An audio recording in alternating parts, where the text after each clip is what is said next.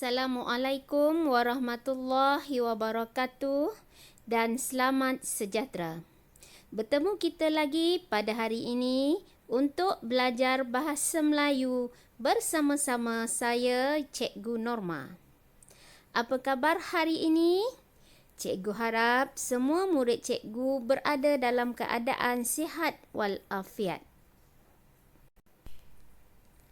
Pada hari ini, kita akan belajar standard pembelajaran 5.1.1 iaitu memahami dan menggunakan kata nama mengikut konteks tidak formal, iaitu kita akan belajar kata ganti nama. Objektif yang kita ingin capai pada hari ini ialah murid-murid dapat mengisi tempat kosong dengan menggunakan kata ganti nama untuk melengkapkan dialog. Manakala kriteria yang ingin kita gapai pada hari ini ialah murid-murid dapat mengisi tempat kosong dengan kata ganti nama dalam dialog sekurang-kurangnya 6 betul daripada 9 tempat kosong yang telah diberikan. Baiklah murid-murid, cikgu berharap murid-murid dapat membuka buku teks muka surat 17. Kata ganti nama terbahagi kepada dua, iaitu kata ganti nama diri dan kata ganti nama tunjuk. Untuk memahami dengan lebih lanjut apakah yang dimaksudkan dengan kata ganti nama, cikgu akan pergi kepada satu persatu.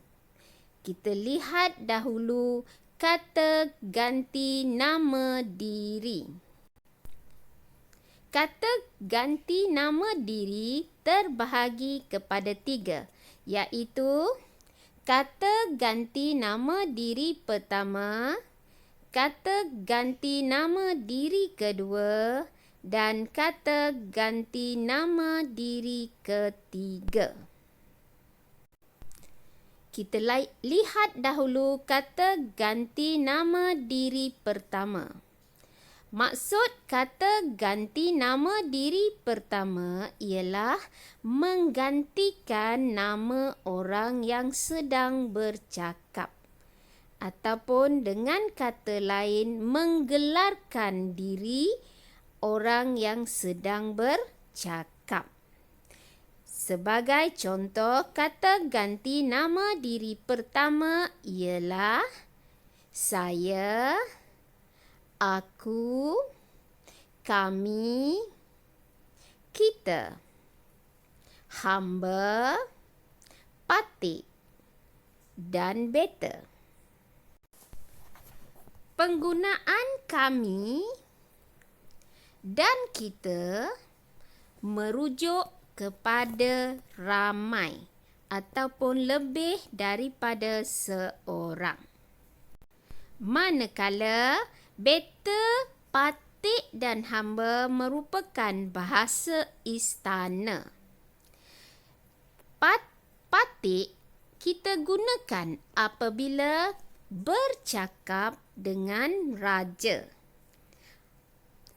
Manakala beta pula apabila seseorang raja ataupun sultan ataupun keturunan raja bercakap. Manakala yang akhir sekali ialah hamba, ialah rakyat jelata yang bercakap. Sama sahaja maksud hamba dengan saya ataupun aku. Kita lihat pula kepada kata ganti nama diri kedua. Kata ganti nama diri kedua ialah menggantikan nama ataupun menggelarkan nama orang yang sedang mendengar kita bercakap. Cikgu tekankan di sini orang yang sedang mendengar. Kita lihat apakah contoh kata ganti nama diri kedua. Kamu, awak, kalian, anda, tuanku dan tuan hamba. Tuan hamba yang diberikan ini merupakan bahasa istana yang bermaksud kamu dan awak. Manakala tuanku pula apabila kita merujuk kepada seseorang sultan ataupun raja. Kalian pula merujuk kepada jumlah yang ramai, lebih daripada satu. Kita teruskan kepada kata ganti nama diri yang terakhir ialah kata ganti nama diri ketiga. Kata ganti nama diri ketiga menggantikan nama ataupun menggelarkan nama orang yang kita bualkan. Ini bermaksud orang yang kita bualkan tersebut berada jauh daripada kita ataupun memang tidak ada di sisi kita. Kita lihat contoh kata ganti nama diri ketiga. Dia, ia, beliau, baginda dan mereka. Mereka merujuk melebihi seorang. Apabila merujuk melebihi seorang. Manakala baginda pula kita perbualkan tentang seseorang sultan ataupun raja.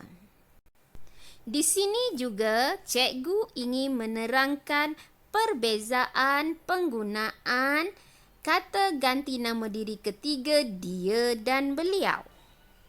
Dia kita gunakan apabila kita bercakap atau merujuk kepada orang yang sebaya ataupun lebih muda daripada kita. Manakala beliau pula kita gunakan untuk orang yang lebih tua daripada kita dan orang-orang yang kita hormat.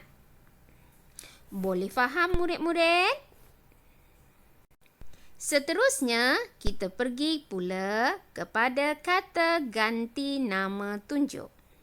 Kata ganti nama tunjuk pula terbahagi kepada dua, iaitu kata ganti nama tunjuk umum dan kata ganti nama tunjuk tempat. Kata ganti nama tunjuk umum terbahagi kepada dua, iaitu yang pertama itu dan yang kedua ialah ini. Manakala kata ganti nama tunjuk tempat pula ialah sini, situ dan sana. Sini menunjukkan tempat berada di berhampiran dengan kita.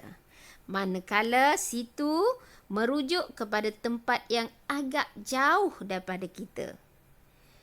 Dan sana pula merujuk ke tempat yang memang terlalu jauh. Baiklah semua, setelah kita memahami kata ganti nama diri dan kata ganti nama tunjuk, cikgu ingin kamu membuat latihan, iaitu mengisikan tempat kosong dengan kata ganti nama diri dan kata ganti nama tunjuk dalam dialog satu untuk semua dalam buku tata bahasa. Setelah siap latihan, tangkap layar dan hantar dalam aplikasi Google Classroom ataupun Telegram. Mari kita lihat bersama-sama contoh ataupun cara untuk membuat dialog tersebut. Ini ialah situasi 1. Ini ialah situasi 2 dan ini ialah situasi 3. Lengkapkan dialog yang telah diberikan. Baiklah, sebelum kita berpisah, kita akan lihat dahulu apakah nilai murni kepada isi pelajaran kita pada hari ini, iaitu rajin. Kita hendaklah rajin membaca buku, mencari ilmu untuk menambahkan lagi pengetahuan kita. Sehingga kita berjumpa lagi pada lain masa. Assalamualaikum warahmatullahi wabarakatuh.